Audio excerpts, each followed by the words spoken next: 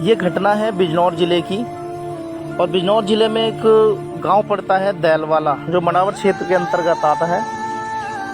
वहां पर एक व्यक्ति निवास करते हैं जिसका नाम विनोद है, और वो अपने आप को अम्बेडकरवादी मानते हैं।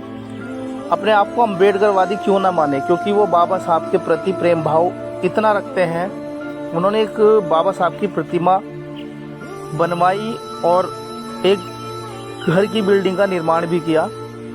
आप देख सकते हैं, घर की बिल्डिंग पर उन्होंने बाबा साहब की प्रतिमा लगाने की सोची, और वो सोच भी उन्होंने पूरी कर ली। इसी बीच एक शर्मसार कर देने वाली घटना यह है कि किसी अपने ने ही प्रशासन को कॉल किया और उस पर विरोध जताने की कोशिश की।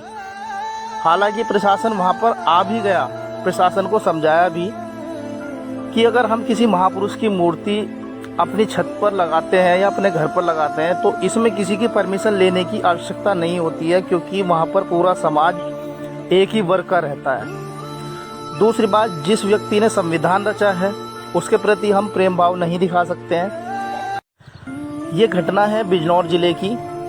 और बिजनौर ज़िले में एक गांव पड़ता है दैलवाला, जो मनावर क्षेत्र के अंतर्गत आता है। वहाँ पर एक व्यक्ति निवास करते हैं जिसका नाम विनोद है, और वो अपने आप को अम्बेडकरवादी मानते हैं। अपने आप को अम्बेडकरवादी क्यों ना माने, क्योंकि वो बाबा साहब के प्रति प्रेम भाव इतना रखते हैं। उन्होंने एक बाबा साहब की प्रतिमा बनवाई और एक घर की बिल्डिंग का निर्माण भी किया।